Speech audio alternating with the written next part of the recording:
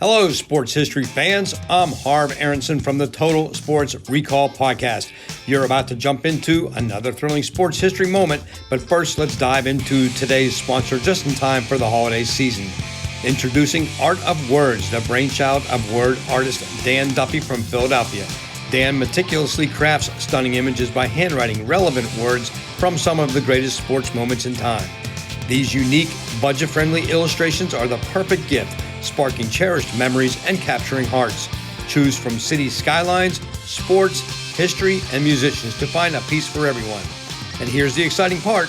For that sports fanatic in your life, gift them a piece of their favorite team or player's history. Art of Words tells a compelling story. Explore collegiate stadiums, each meticulously crafted with every football victory etched in words. Or venture into baseball stadiums, handwritten with every player from the team's illustrious history. Don't wait. Order a print today for yourself and your loved ones this holiday season. Transform your wall into a gallery of captivating art and surprise your family and friends with a print of their own. Use code SHN15 at artofwords.com for a 15% discount on your order in November and December.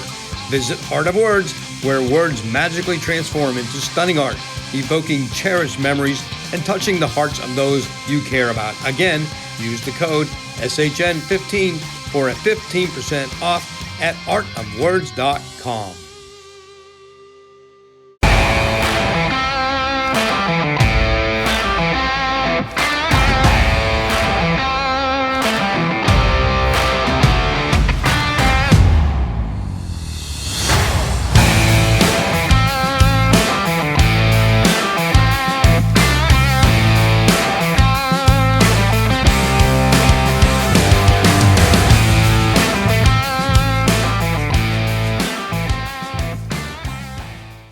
This is Steve Fidel, former linebacker for the University of Pittsburgh Panthers and the Pittsburgh Steelers, and you're listening to the Total Sports Recall Podcast, a part of the Sports History Network. Now here's your host, HARV ARONSON. Welcome to the Total Sports Recall Podcast. And for this episode, I bring in a gentleman who runs the website Abstract Sports, for which I write for. Kyle Richards is also the designer for the Total Sports Recall logo and banner. Kyle was born and raised in Idaho Falls, Idaho, where he graduated from high school in 2008. He attended the University of Idaho, where he earned his Bachelor of Fine Arts in Graphic Design in 2014. Kyle's passion for sports dates to his early childhood when he would play pickup games of basketball, football, baseball, and soccer with friends in his neighborhood. Upon reflection of those times, he has become a firm believer in the power of sports and their ability to reveal positive characteristics that are intimately within oneself. Kyle started the website Abstract Sports in 2016, which began as a sports blog that aims to bring sports back to life by cultivating contents that highlight the human side of competition. He hopes to use the success of his brand to market a product that and will help with youth development through sports one day. Kyle, we've known each other for several years now, but this marks the first for us doing a podcast together. And I want to first thank you for not only creating the magnificent logo and banner that is Total Sports Recall, but also giving me the opportunity to write for Abstract Sports. And I really enjoyed your liberal approach to my subject matter, allowing me to write on any topic of my choice. Hey, Harv, thanks for having me on, man. It's been a long time coming. I feel like, I've had the podcast on my end before and haven't had a chance to hop on yours, so I'm glad to be here. And obviously, no problem on designing that logo for you, for the articles you've done for me on the website. I think it's a little bit of repayment that I can give you, so no problem there. Thanks for having me on. Yeah, and the logo, obviously, as I've shown you already, we've started. Well, I'm a part of Sports History Network, which many of my listeners probably already know by now. But within that Sports History Network, they have a store, and obviously, you can sell things that reveal your logo and your banner and everything else. So we've got hats out there and mugs and T-shirts now. So and they look really good on there. So I mean, that logo you created was just amazing. I could have never done that if I would have even tried. So it came out really good, and I congratulate you on that. You did a great job on that. So let's get us the conversation going by touching on the subject that was mentioned in your bio and a topic in an email we exchanged, and that is your view on the impact of sports on the human condition in terms of youth development, character building, and such. Break that down for our listeners. Yeah, sure. So I think growing up, I played sports, all different kinds of sports, football, basketball, baseball, soccer, all kinds of things. And, at the time I just thought it was all fun and games, just playing with my friends. And then, I get to college and I'm working on a BFA project for my degree where we're supposed to come up with something that we can pretty much talk, circles around and develop creative assets around it. And the end goal was to display this project in a gallery, and that was a part of us getting our degrees.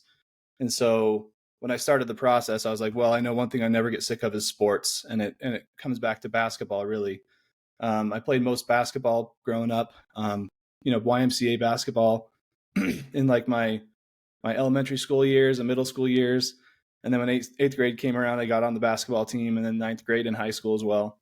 Um, so I think basketball has had the most impact on my life, I think, just from, playing it regularly and trying to, perfect my craft. But I was a bench player. I didn't get any minutes. I didn't know the offense. The coaches had kids on the team, that kind of problem. And so I felt a little behind, and I felt my grades falling behind. And I was like, well, let me focus on my schooling so that I can go to college. I did that, got my, I was a first generation college student, got a degree in the end of it all. But in that process, doing the BFA project, in working with sports and talking to my professors, they really helped guide me down a path that was like, how have sports have an impact on you? Maybe we can dig into that as some subject matter for your project. And I dug in deep, and it got kind of intimate, with me talking about how sports have impacted me. And I know it sounds kind of weird, but it's coming from a creative side looking at sports. But I developed this sort of a nonprofit prototype where basically it's a reward system to reward kids in sports for showcasing certain characteristics that are good, not just in sports, but also in life. So things like leadership and communication and teamwork and support and confidence, things like that really do jump across the line into like, well, that works for any job you're going to go into later on in your life. So if the percentages say you're not going to be a professional athlete, when you do get a job, whatever that is, you at least have some of those intangibles that you can take with you no matter where you go. And looking at sports that way really shifted the way I think about sports and what impacts the game more. So I definitely like those, like the documentaries that really look at what it's like to be a quarterback, like that recent show that came out on Netflix, where it gives you a deep dive into the life of a quarterback every step of the way. It's really revealing, and I appreciate that kind of stuff because athletes are human beings, and I love to try and look at them in that light. So I guess that's where that idea of where sports have impacted me and where I think that I can help impact the youth through sports as well in the future. Yeah, and that's an interesting point. And as I've had several ex-professional athletes on here already, and some that played college ball, when you talk to them, you find out that they're just like the rest of us, down to earth and just want to have a conversation, and they don't consider themselves, some special person either. So it's really cool that you say all that. And yesterday's guest, Michael McCambridge, in his book, the Big Time 1970 Sports, he talks a lot about impact of sports on society. He's very big on that, and especially in the 70s, how it turned the tide towards sports in America and around the world, and the impact it does have on society. So it's very interesting that you explained it that way. It parallels what he was kind of saying yesterday. Yeah, that is interesting. I mean, it's good to hear that from somebody who is a former athlete, they have similar thoughts. And I mean, it makes sense. But some athletes, it can go to their head a little bit, and they're like, I am the big time, and that's funny. I say the big time, and that's the name of the book. But yeah, that's really cool. Yeah, and it's a shame that all the things you just talked about, they are important, I think, even today. And I don't think enough athletes really try to model themselves in that kind of role. We need more of that, basically, is what I'm trying to say. especially in sports, and you see some of these guys getting carried away and acting unprofessional. So I think they need to come back down to earth and realize all the things you just said. That would be very important for sports if it was more significant and shown more around all of sports. Yeah, definitely. Well, I know you also have a YouTube channel, but it's been on hiatus for a while. And I want to know, will that be coming back, and give our audience a little more insight into what the channel is about, and if you plan to revive it, and then where it goes from there. Yeah, for sure. I mean, when I started Abstract Sports back in 2016, I initially just wanted it to be a website where I can talk about these underlying issues within sports that I think impact society more than just it being a game. And, realizing that it was a very different take on things. And I started talking about sports more and more with my friends. And I was like, I think my friends are getting sick of me talking about sports and like how obsessed I seem to be. And that's where I started the podcast. I was like, I just need to talk to the internet then if my friends don't want to listen to me. So I started up the podcast, and that was initially on YouTube. And of course I took it down when I start something like that, I always have to put some branding around it, put some cool graphics around it, and try to make it my own. And so I had a lot of fun doing that. I think probably more fun doing that than the actual recording, although the recording was fun. I think putting all the elements together to create that image that I wanted was my most rewarding thing. But I did get to talk about some topics that I mentioned earlier. And so it started out as a podcast on YouTube. And then I tried to take pieces of that and put it on like Facebook and on Twitter and on Instagram. And I feel like looking back at it now, I have a lot more understanding of how I could do it better.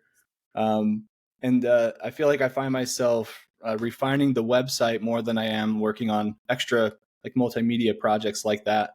But seeing you do all this, Harv, it's got me like remotivated again to want to get into it. And so I'm really excited to try and do that. So yes, I think the channel will be coming back. I don't know exactly what that's going to look like. I feel like I'm going to want to be really specific with how I do it and make it really refined from the last time. Having done like 100+ episodes before, I know what the work looks like, and I know where I can kind of make it more efficient. But I think it's definitely going to lean more into the social media side of things. If I'm going to have a channel, I guess my thought is that I want to use it to grow my brand in abstract sports. And so I want to record full episodes, kind of like what you've got going here with video and audio. But then I want to take little highlights from my conversations with people and share those on social media and help develop that, like cultivate that type of content that I want to share with the world with abstract sports and in terms of bringing sports back to life. So short answer, yes, I think the show will come back eventually. I do have a new website in the works again, of course, but this is going to be all new, upgraded platform and everything. And I've got some really fun features that I'll be rolling out with the new version. So the new website, that's also going to be Abstract Sports, or is it separate from Abstract Sports? So the website I'm working on is Abstract Sports. It's kind of a redesign, putting it into a new content management system. And I guess cool. I can share some of that a little bit. My day job is that I am a web designer. I design and build websites for all types of people, private companies, large corporations, startups, anything you could think of. And so building a website is pretty important for me as far as like being able to get information on the website and share links to the website to drive traffic. So that's a big part of what I'm doing. So anyways, the redesign of Abstract Sports is going to feature some things like a cities section where, again, going back to bringing sports back to life, whenever I go to a game in any city, I'm looking for like the different things you can do in that place. And so these pages are really going to be for the fans and like for the history of it all. It's like, well, how many championships does the city of Pittsburgh have, for example, and putting together some cool graphics on those pages for Pittsburgh to showcase like how the city is as a sports city. So yeah, the website I'm working on is Abstract Sports. And I think down the road, like I mentioned in my bio, I want to have some sort of a product where I can use it to build up our youth through sports. That'll probably be a whole different project, like aside from Abstract Sports, but a lot of the content from Abstract Sports can inform what's happening over there when that day comes. Very cool. Yeah. So just in relating to you talking about me doing the podcast and everything else, I myself, I've been a writer forever and wrote for you and still write for you. And Mm-hmm. then all of a sudden, my wife says, "Well, you should have a YouTube channel." So I created a YouTube channel. And it used to be Sports History Remembered, and then I decided, I want to go with something where I can talk about modern stuff too as well. And so there Mm-hmm. came Total Sports Recall. And so I'm doing historical type of videos on the YouTube channel. But then she gave me the idea, why don't you do a podcast? And so I said, that'd be kind of interesting. So I started this podcast thing up, and I'm telling you, Kyle, it's been a blast. I recommend anybody that wants to talk about sports, do a podcast. It's so much fun. And you'll be surprised how quickly you can make it grow. I mean, I've been at it for a little over 3 months, and it's incredible all the people I've had on the show already. I mean, I've surpassed anything I expected. So if that's something you might be thinking about, you should come over to Sports History Network and get a podcast going, because you'd be good at it. Yeah, definitely. And I think I will end up joining the Sports History Network for sure. Once I get things back up and running, just got to get some foundation laid, and then ball will start to roll on its own, I think. Excellent. And I can't say too much about it right now, but Sports History Network we had a meeting last week. There is a chance that it's going to collaborate with a very major company. So it's on the verge of really exploding if this all works out, which we hope it will. So I'm writing for you on abstract sports, but I know besides your own writing, you have other writers penning stories as well. How many writers do you have on board at the moment, and how many are actively writing, and what are your long-term goals, which you kind of spoke about already for the website? Yeah, totally. So looking at the website, I mean, it looks like I maybe have about 20 plus contributors right now that I'm showing on the website. I think overall I've had 40 plus, but they're not all listed as contributors on the website. Some people choose not to show their face and name, and so I hide some of that stuff. I guess overall I know I have 40 plus contributors. There's 20 plus showing on the site, and I think active writers is probably, I would say 2. It's not a lot. I mean, if I include myself, it's 3. So me, you, and then there's this kid that I met through him submitting an article. His name's Isaiah Pinto. He came to me as a high school student and was wanting to write about sports, and I was like, sure, man. I mean, as long as it's about sports, I'll proofread some of your articles, and I give him a little bit of feedback on the writing here and there. I mean, I'm no writer. Sure. I mean, I have a degree. I've done some writing, but I don't consider myself to be a writer. So I help him out there a little bit. And then, I've come to find out just this last couple of years, he started going to school to study sports journalism. And it's kind of cool to know that I was able to help him with a platform to publish his stuff there. And his stuff is all very like, okay, yeah. So he's definitely in tune, and he's asked me about, have you thought about doing a podcast? Like, you should get HARV on a podcast and do some videos and stuff. And I'm like, oh man, you have all the right ideas. These are the things I do want to do. And in the background, behind the scenes, it's like, I want to do all these things. It's just, I need to get the newest website done. And once that's there, I'll have all the tools necessary to make it awesome. And so he has similar ideas that you have. Like, hey, let's get the channel back up and running. So it's cool to know I've got people in my corner that kind of came to me to share an article, and now it's like we're kind of a little community. It's really neat. Yeah, and you'd be surprised how much work can actually. Go ahead. Yeah, I was just gonna say it is a lot of work, but I guess some aspects that I'll be upgrading from the old site to the new. I mentioned the cities idea. I want to make it a point to, like, when I travel to a city, I capture my own photos and videos of that place, and I can use those as content on the website. It's going to be a totally different look. I'm going to be leaning it towards into the marketing, I guess, for that nonprofit idea that I had talked about before with the reward system. And so it's going to be very different in terms of like what the content or subject matter is going to look like on the site. We'll be featuring different type of stuff in different ways. But the idea is to have a lot of pages that are interlinking articles across one another. So, like, say if you're looking at the NBA as a page, it's going to have subpage listings of all the different teams and broken down by conference and division and things like that, because it can be kind of educational that way. But then, once you get into, like, I'm a big Lakers fan, and that could be another story. But So on the Lakers page, for example, it would have links to like things you can do in the area around crypto.com arena. What's the history of LA with sports, and there's a lot of stories there, obviously. And so linking those stories to those pages to make it a really fun experience to click through and learn a little bit. So, it's educational. It's meant to be fun, but ultimately I would love to have people write for the website. And I want to build up a sport or like a newsletter of sorts that I can start driving traffic more to the website and create more of a community, kind of like what you've got going on with your podcast and like the Sports History Network. So it'll be really cool to join that once things are going. Just like I said, a lot of work to go between now and then, but yeah. Yeah. Well, and then that was going to be a question I was going to ask you. Are you still accepting new writers? It sounds like you are. Anybody that wants to write for Abstract Sports can contact you. We'll get to your contact information later, but it sounds like there's an open door there. Yeah, an open door is the best way to describe it. I mean, I don't want to turn anybody away who wants to write about sports, because some people who, they have ideas they want to put out there, they may not have a means of doing so, and they don't, without sharing a big long post on Instagram or something or on Facebook, they want to have a place where it can live forever. And so I kind of pride myself on being that platform for people who don't really have a place to put those thoughts. And then they can be there forever and they can link back to them forever.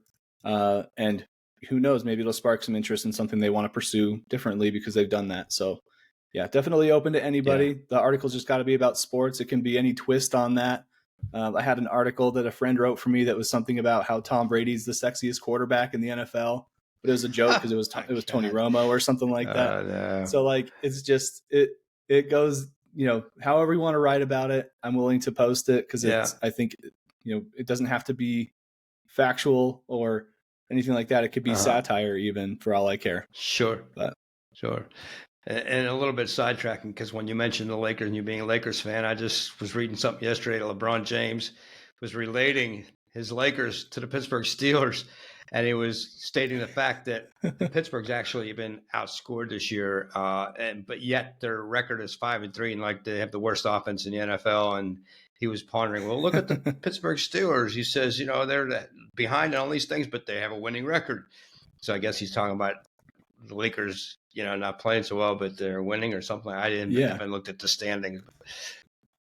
Yeah. And I think that plays into a lot of like what I feel about sports. It's like, it's really not about how you do it. Really. It's about, did you get the win? That's really what the goal is to win a championship. Right. And so it reminds me of the game that the Eagles had. I mean, just shoot, like week 3 or 4 where they won it all on the ground. It was really gritty. There was like, Jalen Hurts had like just over 100 passing yards.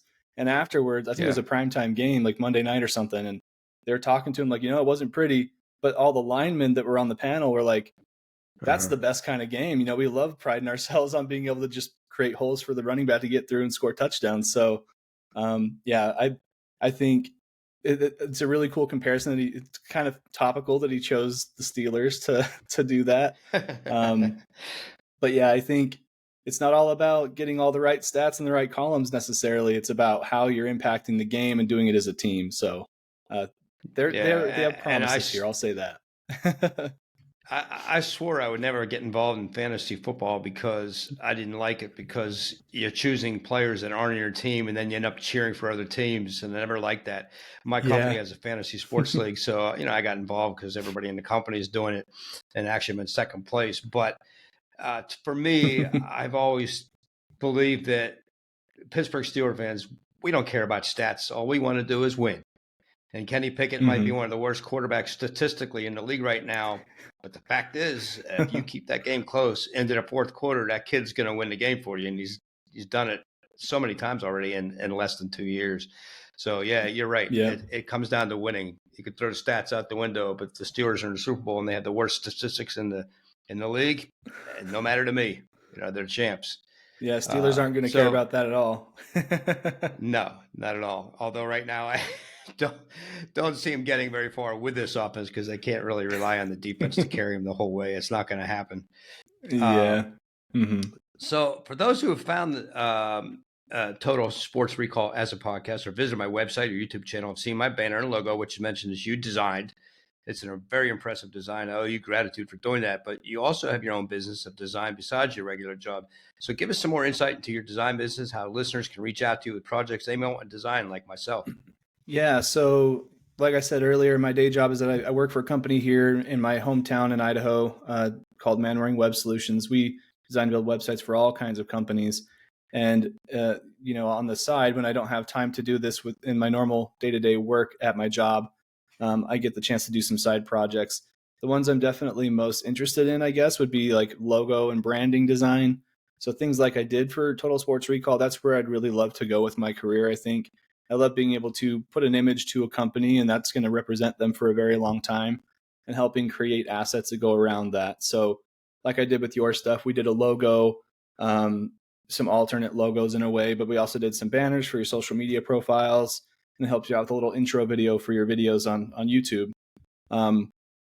Those kinds of things are really cool to me because it helps me flex all my muscles that I can with the design and the creative aspect of things, from logo design and concept development to what kind of imagery is going to work really well for this brand moving forward, and then let me put it into a video that animates different shapes and things together to highlight your new brand. I think those are things that really speak to me. That being said, if you have a web design project, obviously I can be that person as well. There have been times in the past where I've done websites for friends, and I would build it using the tools we have at my job, which is like the hosting and the database where your website can live, and all the super nerdy things that I don't know a ton about. I rely on my current employer to help me out with those kind of things, but then I can be the designer on the other side, helping put together any content, building out the website, and then getting it live eventually. And so, yeah, anything from logo, print design, interaction media, animation, video production, but then also, of course, web design and web development. I play with a lot of code at work, like front end code, HTML, CSS. And so I used to call myself a unicorn because I can code and design. I don't like to say that anymore because it sounds really like self-centered and like, but I can do a lot of things. And if it has to do with design and building a website, I can be that guy. Nothing wrong with saying what you're able to do. And again, anybody that's listening that needs this kind of work, I highly recommend Kyle Richards. Seek him out because he'll do a good job for you.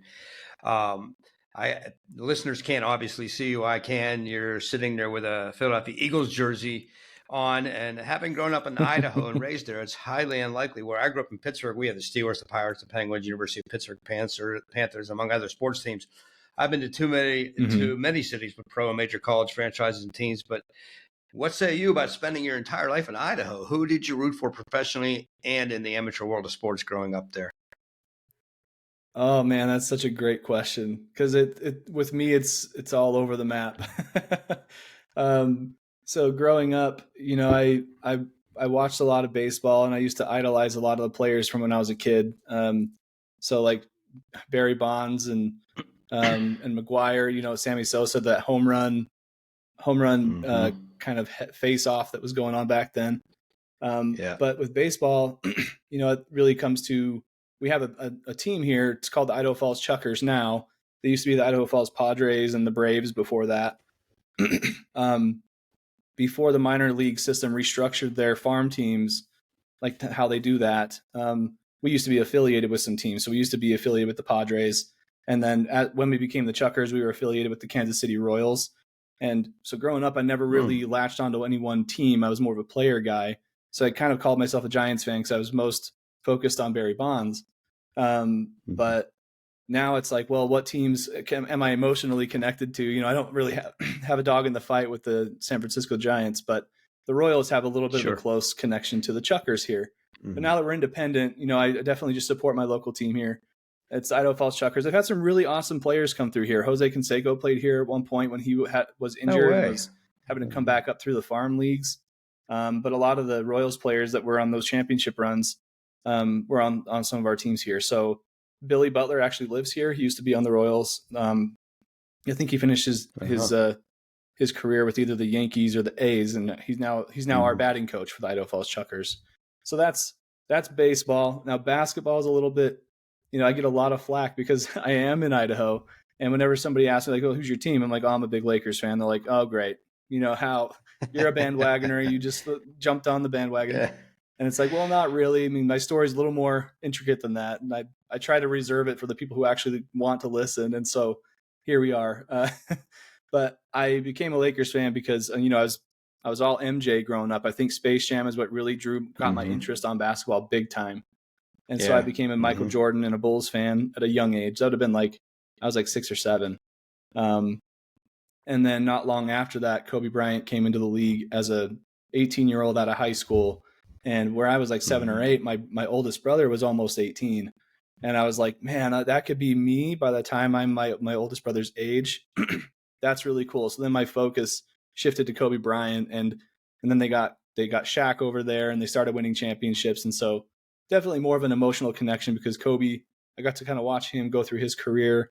Rest in peace to the legend. But he inspired me a lot in my life. And whether I've met him or not, he's done a lot of things, and a lot of things that he represents. I love to try and be that way too, like things like work ethic and putting in the work when nobody's looking, stuff like that I think goes a long way.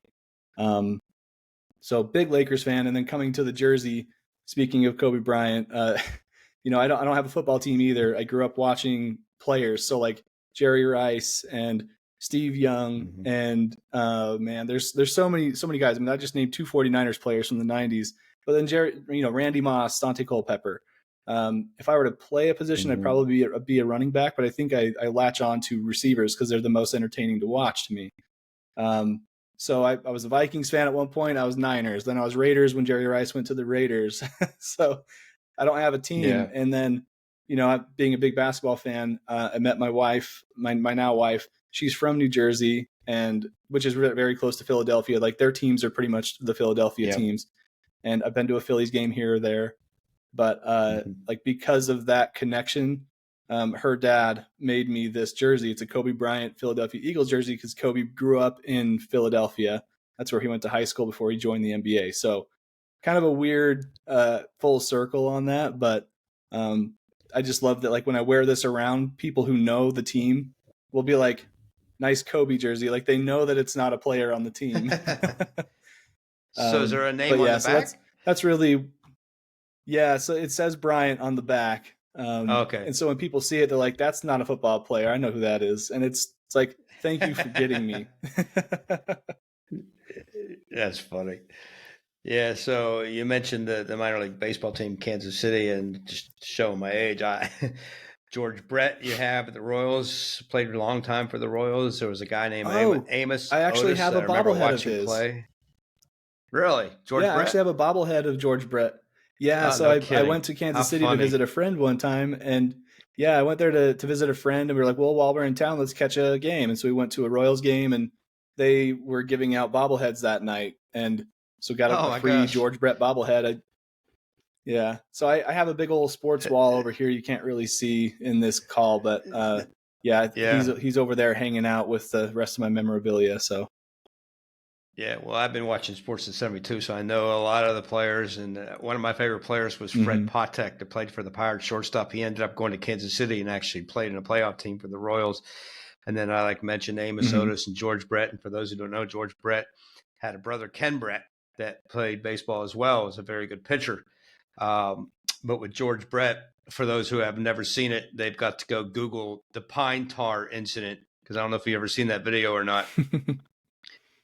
You ever seen it? I probably have. Because they were playing the Yankees. I can't repeat it from memory, but yeah. So you'll have to check it out, because what happened was George Brett, I think he hit a home run, and they were playing the Yankees, and Billy Martin, the late Billy Martin, went out and argued that there was too much pine tar on his bat, so the home run shouldn't count. So the umpires took his bat, were inspecting it.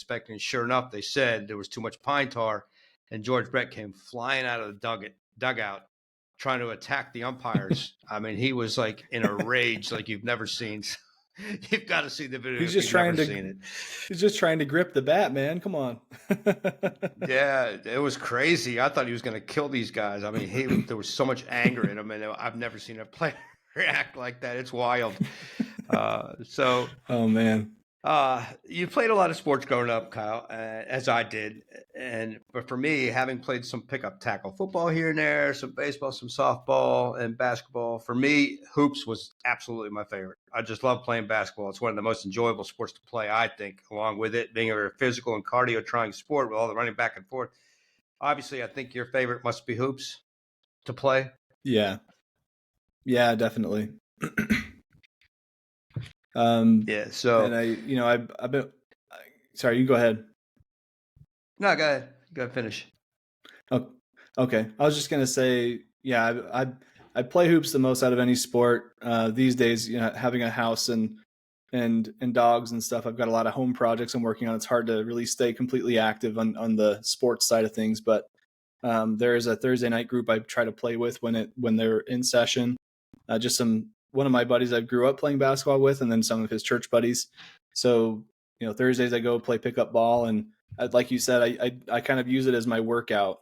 I hate going to the gym and lifting weights. I don't want to go run on a treadmill. I'm like, you know what? I'll go make some drills for myself and play basketball and get my heart rate up that way and get a sweat going.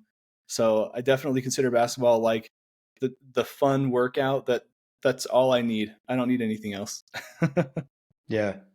And I'm 64 now, and I haven't played any basketball in quite a long time. But I keep bugging my wife about putting a hoop up on the driveway because I miss it. I'll tell you. And she's like, "Your knees aren't good enough for it. You can't." It's like even if I just take a couple of standing jump shots or something, it's such a fun game. Don't get too crazy with the hops. Don't try to dunk it and hurt yourself. That's not what you want. And on that note, man. I actually.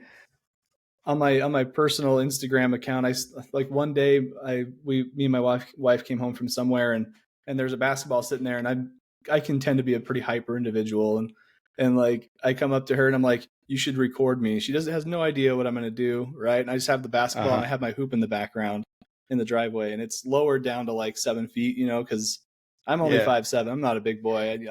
So I got to keep it down low if I want to throw it down. And so she just hits record, and I say some stupid line like, "Remember, kids, stay in school and eat your beans." And I just run and do a silly dunk. And that's funny. A lot of my coworkers and friends, people online were like, "You've got to make this a daily thing." And so I started doing this daily dunk sort of thing where I'd come up with a silly thing to say or some sort of skit, and I do a dunk at the end of it. So that's been another thing I've been kind of doing on the side. I haven't done it for a while, but speaking of basketball, it's a fun daily thing that I can bring some smiles to people's faces and try to be silly that way. But are these on YouTube, these videos? Yeah, they're on my personal YouTube channel. So my personal handle is kyleclay.com, spelled out. So Kyle Clay, DOTCOM. And I've got a lot of YouTube shorts out there, and Instagram videos. And I put together a couple of long form videos where it's more like a vlog situation where one of them I went and donated a net to a local basketball hoop that didn't have a net, because no kid likes to play basketball on a hoop that doesn't have one. And so I went and put a net on the hoop and did some dunks on it. And that was my video for that day. So just looking for creative little ways to get out and do stuff like that, and maybe help the community on the, as a byproduct. So what was it again? KyleClay.com? KyleClay.com. Yeah. So that's the one I will be doing a lot more of my design work through. So I'll definitely go be looking at that. Yeah, you're 5'7". I'm only about 5'5". So obviously I was never doing any dunking, but I remember on my street, our neighbors down, we lived in a cul-de-sac, and we had a hoop down at the bottom of the cul-de-sac, and we were always out there playing basketball. And so we got out the trampoline one day, the little mini trampoline, and tried that idea of jumping off it, dunking. And I was like, I don't think I'm ever meant to dunk. It didn't work for me. So that was the end of that. But I'll tell you one funny story. When I was that's the way you break a bone. Oh, yeah. It didn't feel too good on my wrist. I wasn't doing it correctly, obviously.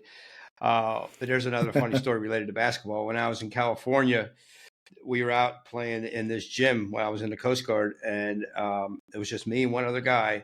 And I was at the opposite end of the court, and I was talking about how these guys sometimes make these full court basketball shots. And so I was joking around with it. And I said, yeah, these guys, I ever see Mm-hmm. that when they throw the ball all the way down court and it goes through the hoop, and I threw it up. And no kidding, it went through the hoop.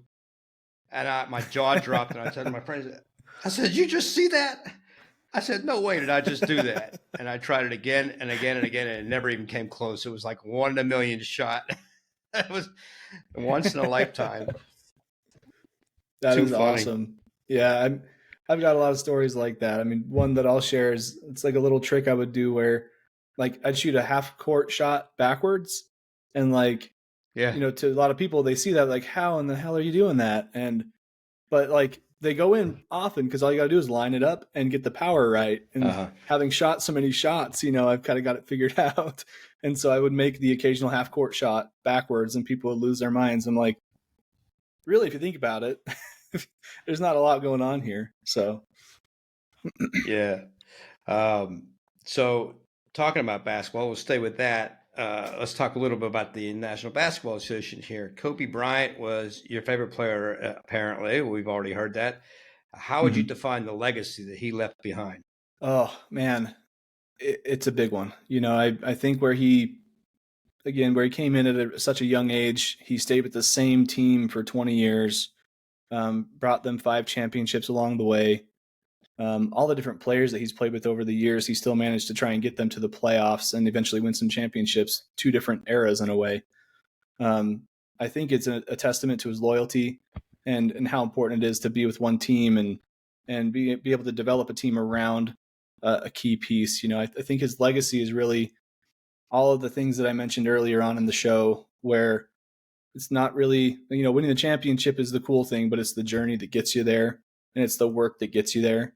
I think the thing that he said once that kind of blew me away was like, when I practice doing certain in-game things so much that by the time I get in the game and I'm in that game-winning shot situation, I've done it a million times already on my own, and so I know how it's going to play out. And so that concept of visualization of um, you know practicing something and knowing how it's going to go because you've done it so many times, it just blows my mind. I'm like, that could be applied to a lot of different things. Um, like with logo design, I try to compare a lot of these, like some sports stories, to like how they work with my life. And like with logo design, it's such a subjective and difficult process because it can go any which way depending on the client. And when you've done a logo so many times, you know how to quickly get to a solution that's going to work for that person. And I think of like the City Financial logo, that is a logo that was made within like minutes on a napkin. It's because this logo designer has done a million logos in Sure. their time as a designer. So being able to make one that quickly makes it more valuable. And just, I guess comparing Kobe to like my design stuff, but I think the legacy he left behind is one of work ethic, loyalty, and just determination. He had that Mamba mentality where he would get in his head and he would just be like, I am here. I'm in the game. Nothing else matters.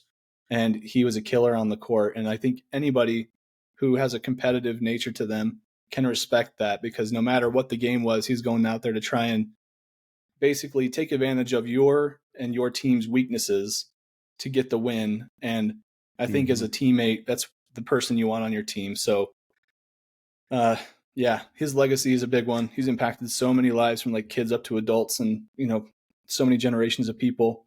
And rest in peace to him. And but man, what a crazy run. And I'm just glad I was able to like be a part of it and be inspired by that, because it's going to affect me for the rest of my life.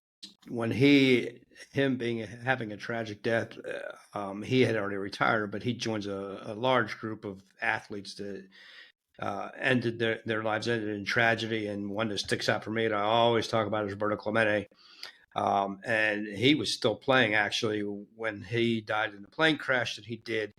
But to this day, I talked to some other guests I've had on the show. When this conversation comes up, I'm like, to this day, I still can't wrap my head around that he is no longer here. It's just, when you really idolize a guy, it's hard to actually believe that, oh God, they're gone. And this is, you're talking about Mm-hmm. 40, 50 years ago this happened, and it's still is in my mind these days, whenever that conversation comes up with Roberto Clemente. But Thurman Munson was another one for the Yankees. And there's a whole slew of athletes that unfortunately died before their time. But he's in that group now too.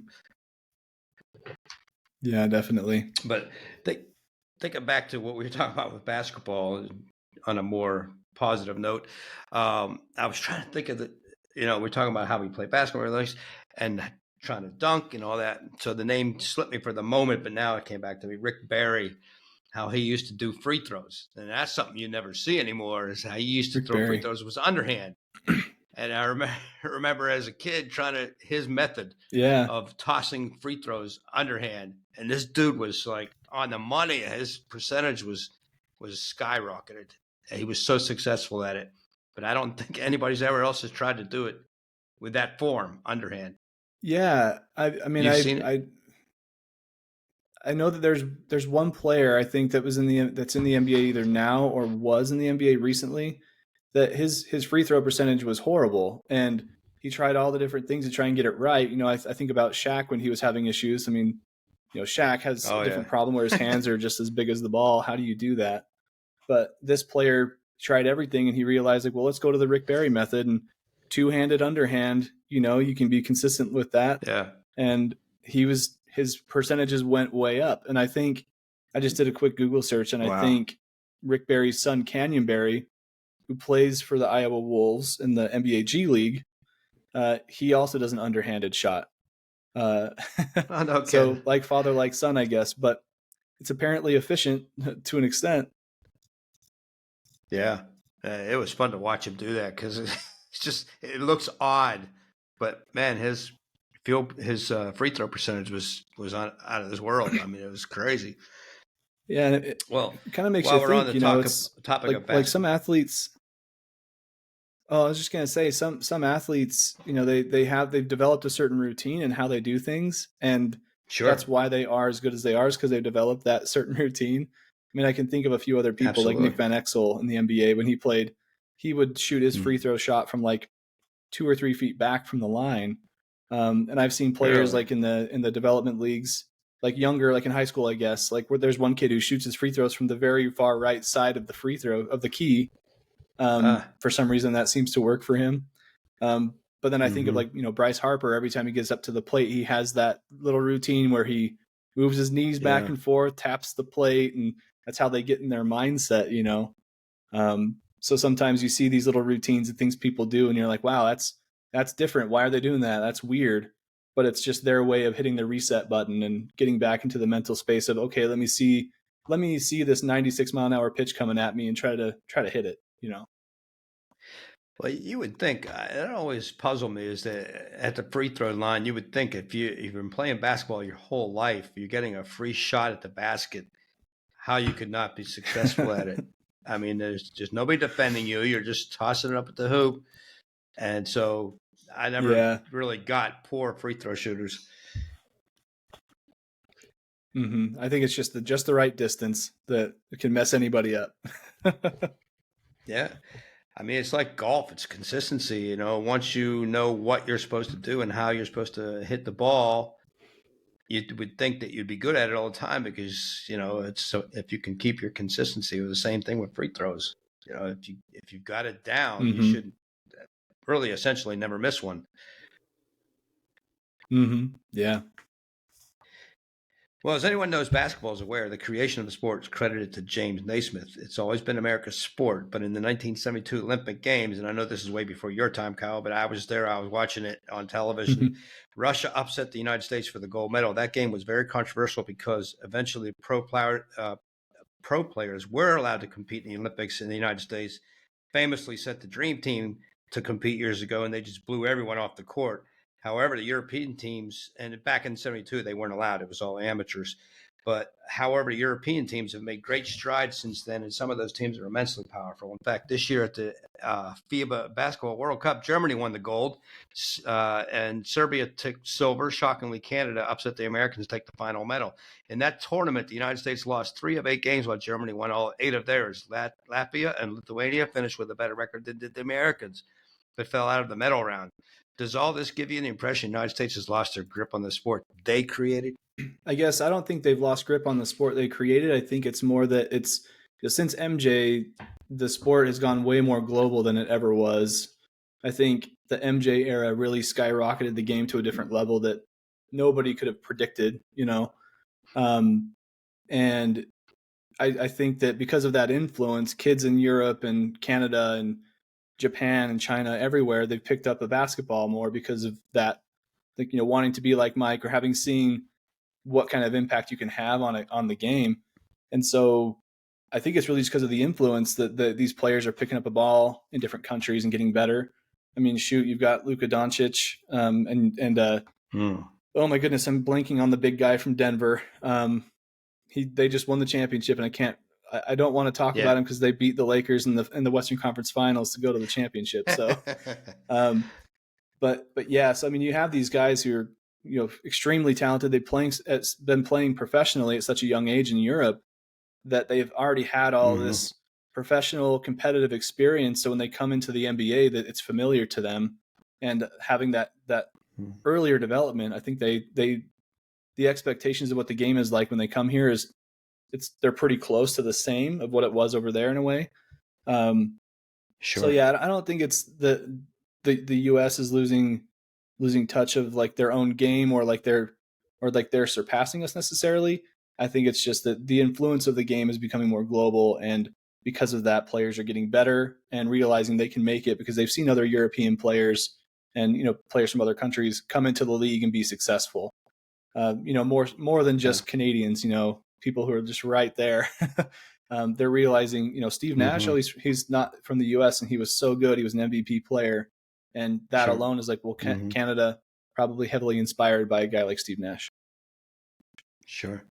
Yeah. And when I was a kid growing up in gym class and we had basketball, they would teach you the basics, dribbling and passing and teamwork. And I've always had the impression that that's the Europeans. They really focus on that more than they do over here. And I think some of the NBA has lost track of the fundamentals. What do you think? Yeah, I definitely think so. I know that's what I feel like. Dribbling is the skill gap in basketball. If you're going to be, there's a difference between being a okay player to being like one of the best players. You've got to have great ball handling skills, and footwork is another one of those things. And you got to think about like, well, what other kind of sports have these guys played that would influence or impact their footwork? And soccer is one of those things. And I know players have taken like dancing classes to get better at that. But you think about Europe, football or soccer, is their primary sport. And I think they all grow up playing soccer, and they have that already athletic ability to move their feet in the most efficient way and dribble a ball. So when you give them a basketball and they can use their hands, I think it kind of changes the way they're able to be effective on the floor with more efficient movement. So yeah, I mean, you look at Steph Curry, probably one of the most elite ball handlers of all time, and can't really dispute that. And I think because of that, he's able to create space for himself and get his shot up. So not only can he get around you and get through you, but he can shoot over you and go under you. It's just good ball handling, I think, is one of the biggest fundamentals. It's something I was never good at. My hands are pretty tiny. I've got like sausage fingers, and so I think that's what held me back. It wasn't my determination or my drive. It was like, I just don't have the right build to be successful here. And I learned that early on. So yeah, big hands definitely help. I think I saw something years ago with in Sports Illustrated, and they were showing different body sizes on athletes, and they had Julius Erving's hands, I think, pictured, because he had these humongous long fingers. And then, of course, they showed Bob Lanier's shoe size, which I think was 22. In fact, I went to the Basketball Hall of Fame. I don't know if you've ever been there, but I went up to the Basketball Hall of Fame, and they have his shoe bronzed as a display because it's so big. It's crazy. Yeah. I'm pretty sure it was a size awesome. 22 shoe. That's crazy. Oh, my goodness. Yeah, you mentioned soccer. So for those listening, in a few weeks here, I'm going to be having a college buddy of mine I graduated with and went to school with. He's now the executive director for Western Pennsylvania soccer. So we're going to be talking soccer here in a few weeks on the podcast. Um, in the NBA last year, of course, you already mentioned, is Denver Nuggets won the league title, first one ever for them, which they began in 1967-68. So it's been a long time coming for the Nugget fans. And Denver's only missed the postseason 18 times in 56 years. Who do you think goes to the NBA Finals this year? Oh man, I mean, as much as I want to say it's going to be my Lakers, I don't think that's going to happen. LeBron, he's looking great at his age, but I don't think it's going to withstand 82 games in a season. I think my early prediction for an NBA Finals, it's either going to be the Nuggets or Warriors. I know Steph Curry's definitely determined. Like he said that I think earlier this year I'm going to play 82 games is what he said. He's like, enough with this load management stuff. I'm going to play a full season and we'll see what happens to you guys by me doing that. But the Nuggets do look good in the Western Conference. I mean, Nikola Jokic is the guy I was thinking of. Some shots he made against us in the Western Conference Finals last year were just, something else. They weren't meant to go in, but somehow like his overhead two-handed shot, like I don't know how he did that from distance multiple times on us in one game, but it was demoralizing.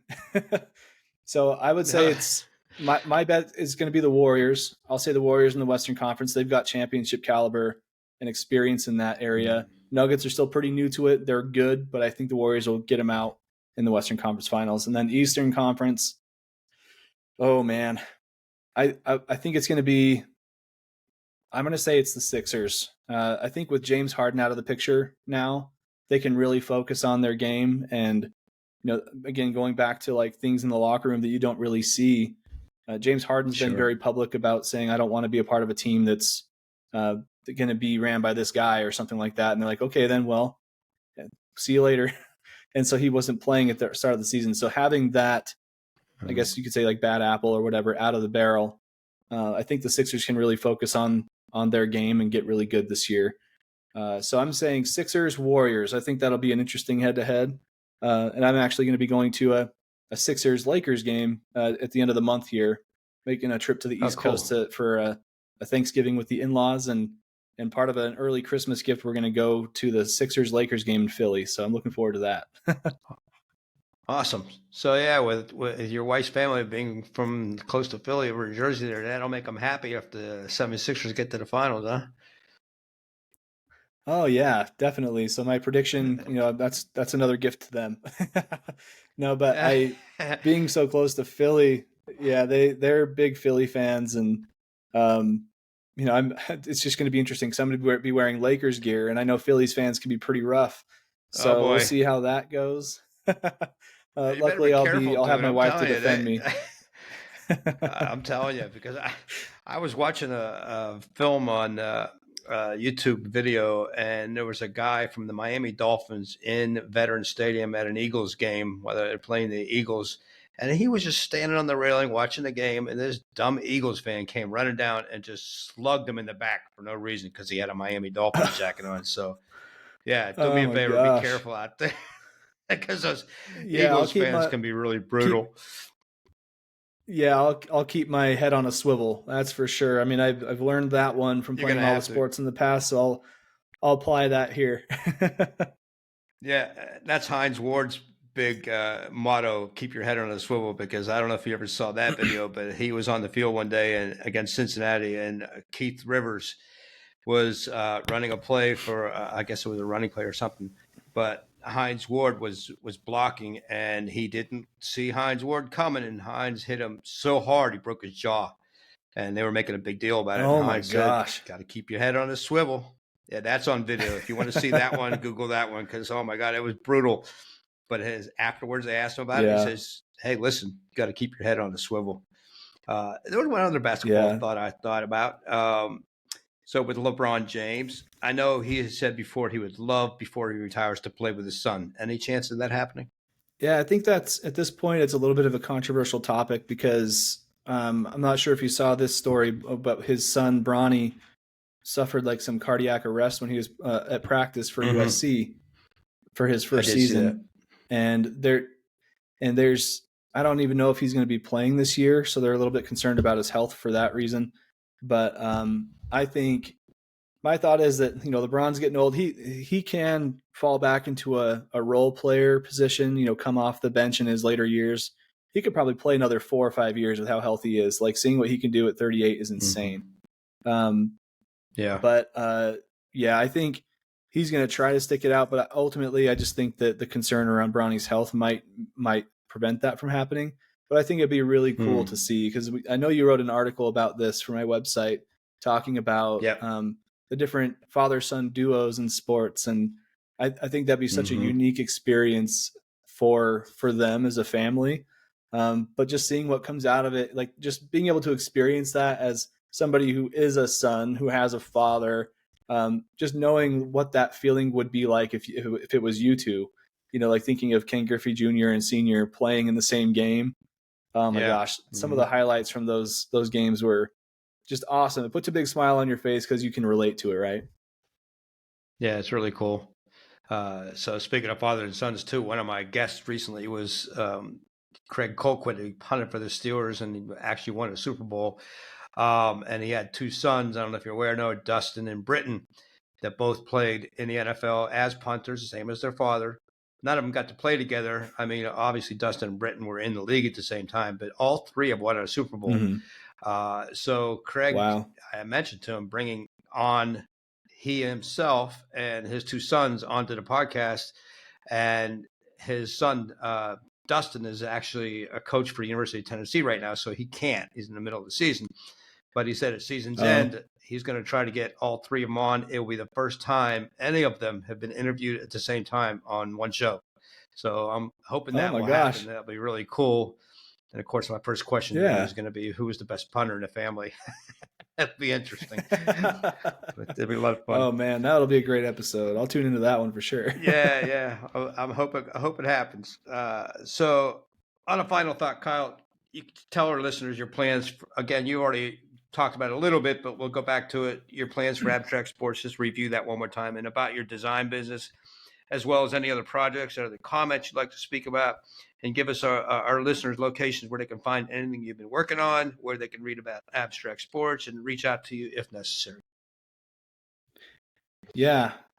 So first, I just want to say thanks for having me on, Harv. This has been great. You know, it's been known you for a long time from a distance, and being able to chat with you face to face here in this video call and have a great conversation with you has been awesome.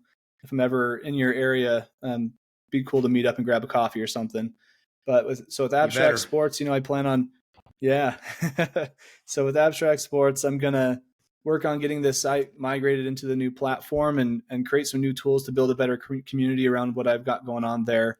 Eventually get the show going again, thanks to Harv being the inspiration for that as well. And then as far as design work goes, I guess, well, let me just say Abstract Sports. You can find it on any platform. The handle is just Abstract Sports. So Facebook, Twitter, Instagram, YouTube, anything that you could imagine. Look for Abstract Sports. You should be able to find us. And we have those links on the website as well at abstractsports.com. And if you'd like to get involved, head over there. There's a page I have for giving a submission for an article. Submit anything that's related to sports. Be happy to publish it for you and help you get going there if you want to get into sports writing at all. As far as design work goes, again, if you need a logo design or anything that's attached to that, business cards, pamphlets, even a website's really where my specialty is because I can code and I can design. I'd be happy to be that guy to help anybody out, especially starting fresh. I love the idea of putting my stamp on a new brand and helping send you in a good direction with some awesome visuals. Again, thanks, Harv. It's been awesome chatting with you, and looking forward to maybe being on the show again in the future. Oh, absolutely. You're welcome anytime, of course. And, my wife and I don't travel as much as we used to, and I know won't be getting out west anytime soon. I've never been to Idaho. I've been as far as California, and that's the only state I've seen out west. So I don't know that we'll be going out west, although we've joked about sometimes moving out west to retire at. But if you ever get to Florida, in the Jacksonville area, certainly my door is open. You're welcome in my home anytime. And, definitely come back on the show at some point. And just so I want to wish you the best of luck on all the stuff you're doing, and hopefully you'll be a part of the Sports History Network. So it's been a pleasure having Kyle Richards on Total Sports Recall, and be sure to visit Abstract Sports. Reach out to Kyle if you have any questions for him. Keep in mind, there will be another podcast next weekend. Feel free to reach out to me, Harv Aronson, on my Twitter page using the handle at TSRHarv59 or by email at totalsportsrecall@gmail.com. You can also visit my YouTube channel, Total Sports Recall, or visit my website, which can be found using the URL www.totalsportsrecall.com. For Kyle Richards of Abstract Sports, this is Harv Aronson wishing everyone a safe and enjoyable week ahead. The contents of this podcast do not represent the opinions of others and are solely the opinions of Harv Aronson based on his experience, knowledge, and research.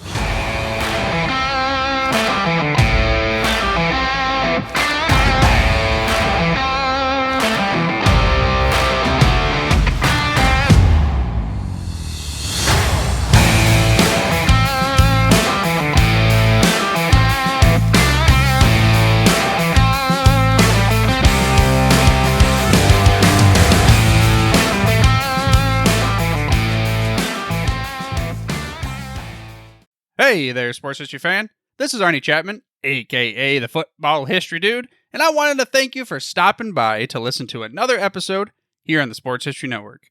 Our podcasters are passionate about uncovering and sharing sports stories from yesteryear. And if you didn't know it already, we have over 30 shows across the network covering all sorts of sports history topics. In fact, here's a glimpse into one of our awesome podcasts here on the network. Hello, football friends. This is Darren Hayes of the Pigskin Dispatch podcast, and I'd like to invite you to the portal of positive football history, Pigskin Dispatch and pigskindispatch.com. We talk about everything that centers around the game of American football, expert discussions, the origins of the games, the great players, teams, and coaches, and more, and some great guests and insights from experts. We have new episodes 3 to 4 times a week, and you can find us on sportshistorynetwork.com, pigskindispatch.com, or your favorite podcast provider. How about that? I bet you're super hyped to go listen to that new podcast, right? Well, to learn about this show and all the other podcasts on the network, head over to sportshistorynetwork.com/podcast. Again, that's sportshistorynetwork.com/podcast. Head over there today to find your next favorite sports history podcast.